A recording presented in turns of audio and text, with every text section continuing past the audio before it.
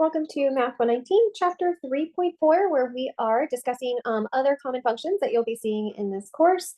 And we're just going to be coming up with an idea of patterns so that you don't have to memorize all of these different shapes, but instead if you can just recognize some patterns as to how to help graph and get a visual before you actually start graphing and plotting. So in this section, we study polynomial functions of any degree. The success of graphing polynomial functions come from your memory of power functions. So recall that power functions have the setup of ax to the n. So that being said, we have, and it's a little blurry, but we have y equals x squared, y equals x cubed, y equals x to the fourth, and y equals x to the fifth. So what do you notice about these graphs? See if you can pause the video and come up with some features that you can kind of recognize. What are the same? What are some differences? So some similarities is that these graphs right here are that U shape. And what's making that U shape is that their end behavior, the tips of their graphs, are going in the same direction. So whether they are pointed up, or eventually we're going to talk about what makes them point down, but either way, they are going to be going together, so in the same direction. Now, what do you notice about those functions themselves? We have y equals x squared and y equals x to the fourth. What similarities do they have as far as their equations go? Well, we have 2 and 4 as your degree, which are even functions. Now let's see if that has anything to do with the shape of your graphs. So comparing them with y equals x to the first and y equals x to the third and y equals x to the fifth, what do these graphs perhaps have in common? Well, if we're talking about their end behavior, how are they different than the ones that we've just seen a second ago? Well, they, instead of going up or down at the same time, they're going in opposite directions. One is going up and the other is going down. Now, again, make a comparison between your function. Well, your exponents, they're no longer even, but they're odd. So we can kind of suggest that odd exponents have opposite end behavior, whereas even exponents have the same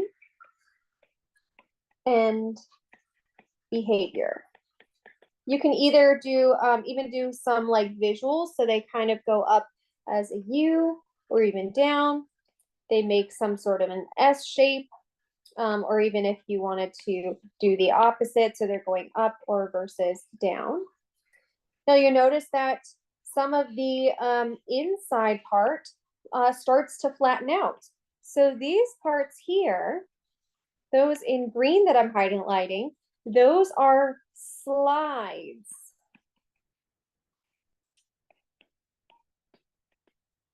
Now, the bigger the exponent, the longer the slide, the longer the flatten out will be. Same idea here. You have a bounce. We'll talk about why it's a bounce and a slide, or in this case, a cross straight through, when it comes to multiplicities, which we are going to be learning how to graph all of these in chapter 5.1. So again, here you'll flatten out. You're trying to get as close to 0 as possible, so the values around 0 are getting smaller and smaller and smaller. So again, you're flattening out. But in case these are more of a bounce than a crossing through your x-axis. Now, same idea here. We have reciprocal functions. Actually, before we do that, we could say evens will have some sort of a bounce. Odds will have some sort of a cross or a slide. Bigger the exponent, longer the slide or bounce. And these will flatten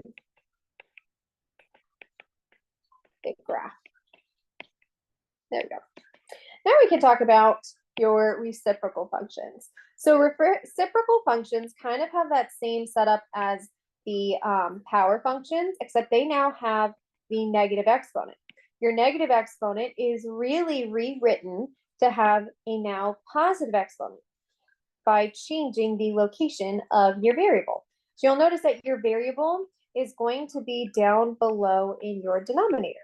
So we have f of x is equal to 1 over x, 1 over x squared.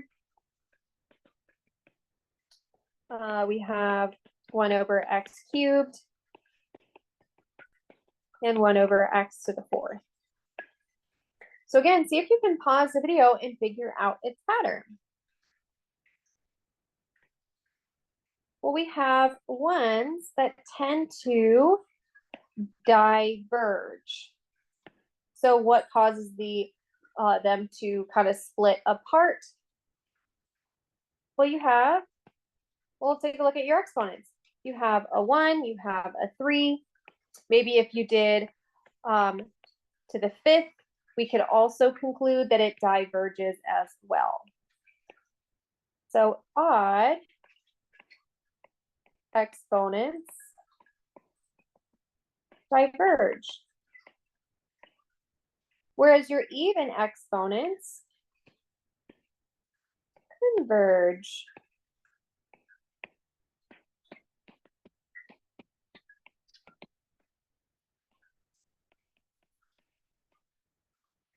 I've had students in the past say the even exponents looks like trees or like a volcano. So it doesn't have to use such fancy terminology. You can just kind of think about it as terms as a picture, if that is more helpful to you as well. So again, we're doing this because we want to come up with a mental picture as to things that in the future that you're going to be seeing, like 1 over x to the 5th, or maybe 1 over x to the 6th. Again, it's going to look kind of like some sort of a tree habit. Same thing with over here. You could say x to the 7th. Well, what is x to the 7th going to be closely resembling? Well, something like x to the 5th or x to the 3rd. And that is going to be helpful when you go to graph something of a bigger degree. So one more time, see if you can do the root function. So root functions have fractional exponents. So pause the video and see if you can figure out what the pattern is with a root function.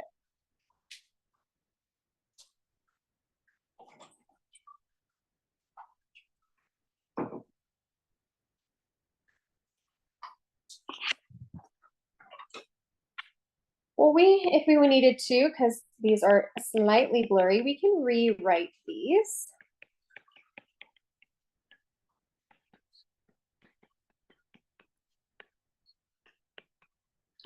Fourth root and the 5th root. Now you'll notice the second root, if you don't want to write the 2, you don't have to. So what's the pattern? Well, evens look like it's half of the graph, whereas odds is kind of that S-shaped curve.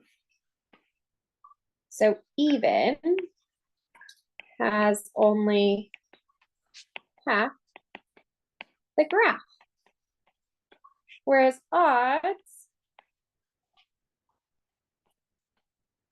have an S-shaped curve.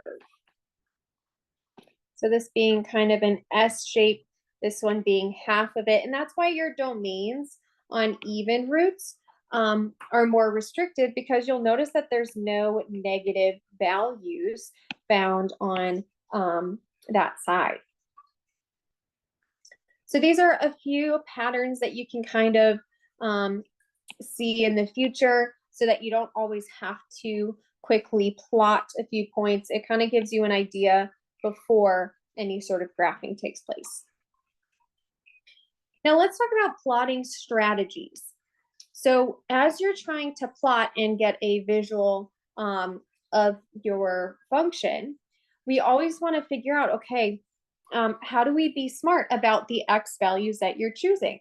So you have control over what value you want for X, but you have no control over what comes out, because that is what your independent and your dependent values do. Your independent, you get to choose as to what you want to do, but the output value depends on what you put in. Now, sometimes it doesn't quite matter. Like, for example, this one. And let's graph at least 3 points on some of these. Well, let's say we have X and we have f of X is equal to X to the fourth. Is there really any sort of restriction that goes on with an X to the fourth graph? Well, what does that graph look like? Well, we said just a moment ago, it's an even power function. So that should be some sort of a U shape, right? Having the same end behavior. Their arms are both going up at the same time. So there's no concern over what your X values are doing. So that just means you can pick any X value you want, whether that be -1, 0, or 1. Usually those are our typical go-tos. So if we put that in, we have -1 to the fourth, which is just 1. So we have the point -1, 1. Or if we do it again, 0 to the fourth is equal to 0. So we have 0 and 0, and we can do the same thing here. 1 to the fourth, which is 1, so 1, 1. So we can very quickly, with certain ones, pick just random points, whichever ones without restriction. You could do -2, negative or +2. You can pick any sort of values with those. Right? These are typically your first 3 go-tos. However, do we have restrictions when it comes to this one? If we're just picking 3, whatever numbers you want for X. Well, let's say we picked the same ones. Let's say we picked -1, 0, and 1, because again, you have control over the X values you want. It doesn't matter which ones you choose, but you have control. Well, let's say you went with the common 3. We have the square root of -1 plus 2. Is that going to spit out a real number? The square root of -1? No, it's going to be an imaginary number, which we're not going to be able to graph. So instead, we have a few restrictions. What's the smallest number that you can start with? The smallest number you can start with is 0. Square root of 0 plus 2. So square root of 0 is 0 plus 2, so it's just 0, comma 2. 2 came out. Then you can put in a 1. Square root of 1 plus 2. So square root of 1 is 1. So 1 plus 2 is 3. So you have the point 1, comma 3. And then you can pick another point. Do you want to pick 2? Well, square root of 2 is about 1.41, right? Dot, dot, dot. Is that going to be an easy one to plot? Because you still have to add 2 to it. Not easy, right? So instead, perhaps your next best number is 4. So f of 4, square root of 4 plus 2 is 2 plus 2, which is equal to 4. So you put in a 4, you get out a 4. And again, you can't do a negative because you end up with a -1. Not okay. So again, this is why we're coming up with strategies. Now, these square root graphs are going to have that same half shape. Again, any restriction here? Well, let's say again, we went for those three most common ones.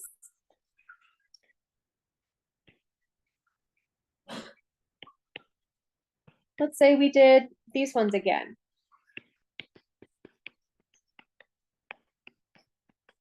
So you have f of -1 is equal to -3 over -1 plus 1.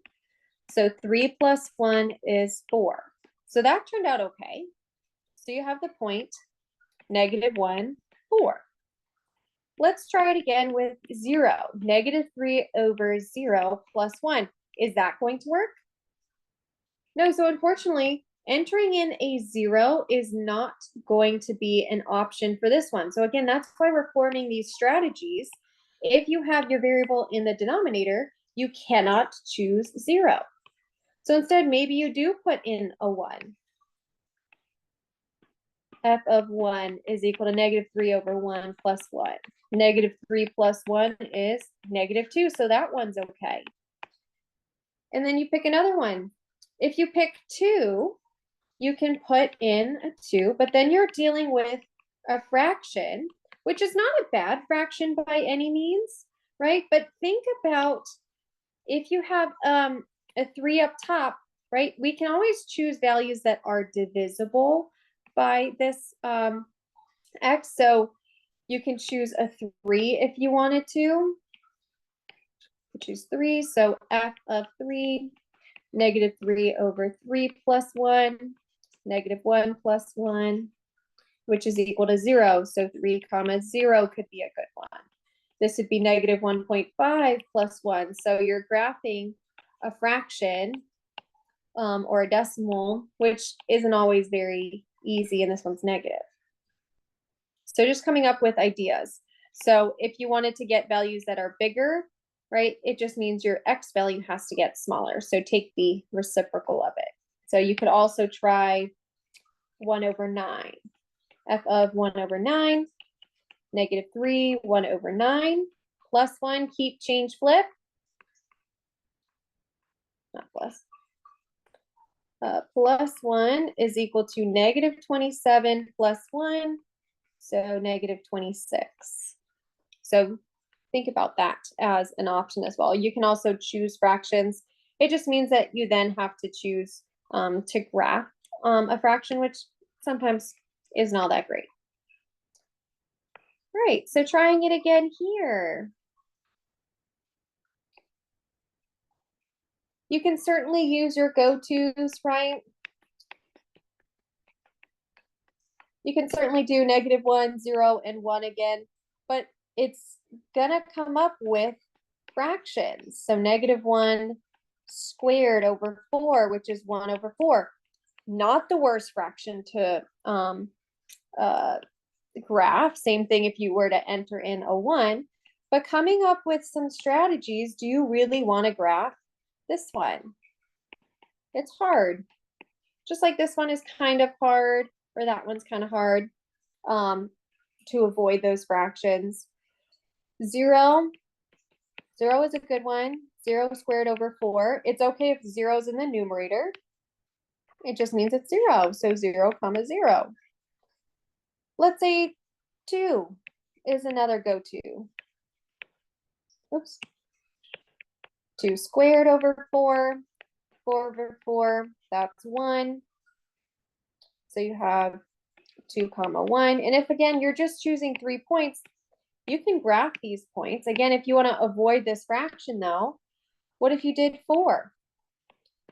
F of 4, 4 squared over 4 is 16 over 4, just 4, so 4 and 4. Now, why did I choose 4 instead of 3? Well, if I put in a 3, we then get 9 over 4, which is a fraction. What if you choose 5?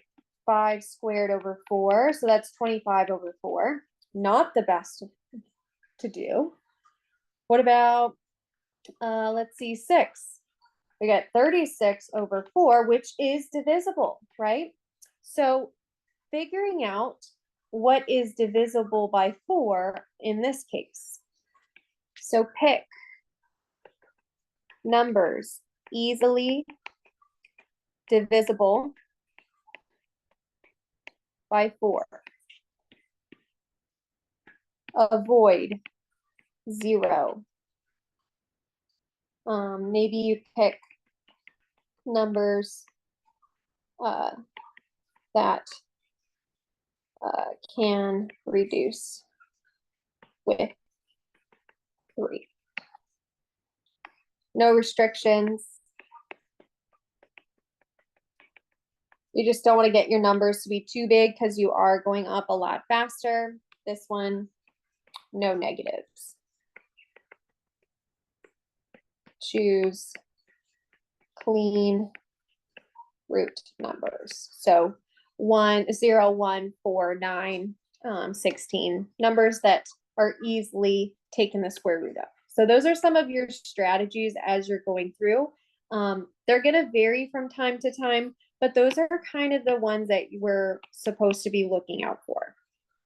So with that in mind, can you try to sketch A and then again B just by plotting 3 points of your choosing? So in our case, we are now working with the cubed root of x. So what is this graph going to look like? This graph is going to look like that elongated S going through. So with that in mind, are negatives not okay or okay? Negatives are okay, right? Because they're graphs, as we saw over here, we can have negatives, whereas over here, no negatives are allowed. So negatives are not off limits, so we can go ahead and choose negatives. And we're dealing with cubes, so perfect cubes. So we want to deal with numbers that can be easily cube rooted. So a number times itself 3 times. So some numbers that might be nice, you could try positive or negative 1, 0, and positive or negative 8, just to make it on this graph. So let's say you chose to do a negative 1. So you have negative cube of negative 1 plus 4. The negative can remain, so now you get negative 1 plus 4. So 1 plus 4, which is equal to 5. So you have negative 1 and 5. If you wanted to, you can certainly change this to a positive 1. So changing it to a positive means that you now have negative 1 plus 4, which is equal to 3. So you could also do 1 comma 3. All right, let's try it again with 0. So g of 0, negative 3 cubed of 0 plus 4. 0 plus 4 to be 4. And 8. Let's try a positive 8, negative 3 cubed of positive 8 plus 4. So what number times itself 3 times is 8? Well, that number is 2. So negative 2 plus 4 is a positive 2. So we have 2 comma 4. If we wanted to do it a negative, that just makes our negative 2 in here. So, oops. Yeah, so positive 2 plus 4, so that's 6. So you could have negative 2 and a 6. So these are some nice ones that you can go ahead and plot on your graph.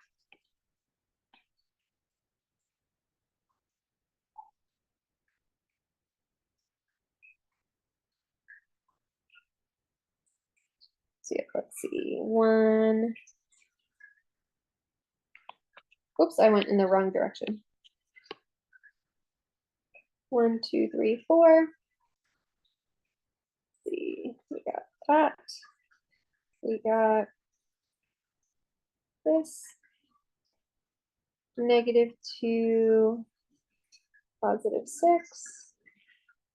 And we have, oops, I don't know why I just did a 2. These points are wrong. We put in an 8, we got out a 2. We put in an 8, we got out a 6. And that was negative. you put in, let's see, a -8, 1, 2, 1, 2, 3, 4, 5, 6, 7. So -8 comes off the page, and so does positive. So we're looking at something like this. There you go. So that's what your graph should look like. Now we're going to learn in our next section how to transform these graphs. So originally our graph looked like this, and we want to know, okay, how easily can we do it without having to plot points, but just using the key points from your paragraph to just shift it. Now let's try it again over here. So some go-to functions or some go-to values would be 0. So you have g of 0 is equal to 0 cubed over 5, which is just 0. So 0, 0 is a good one. This one you might have to change the scale if you want to. Otherwise, we're looking at numbers that are easily divisible by 5. So something like, excuse me. So if we did, let's see, if you wanted to graph a fraction, you can do positive or negative. However, that is going to get you to a small value. If you did numbers like even numbers like 2, excuse me, you can do 8 over 5, which again is a fraction, which you want to avoid. So perhaps you want to go with 5. So there's one option to you. So 5, and let's say it's a negative this time. So we have 125 over 5, which is just 25, which will come off your page. So again, you might need to change your scale, but again, it does get you to a point that is on your graph as well. So if you wanted to do the positive counterpart, oh, that's negative, isn't it? So negative or positive 125 over 5 is now positive. So these can also go on your graph. So 0, 0. And let's say these go up by 5. So 5, 10, 15, 20, 25 is here. 5, 10, 15, 20, 25 is here. Say it's negative 25 and 5. And let's say these go up by 5s here. 5, 10, 15.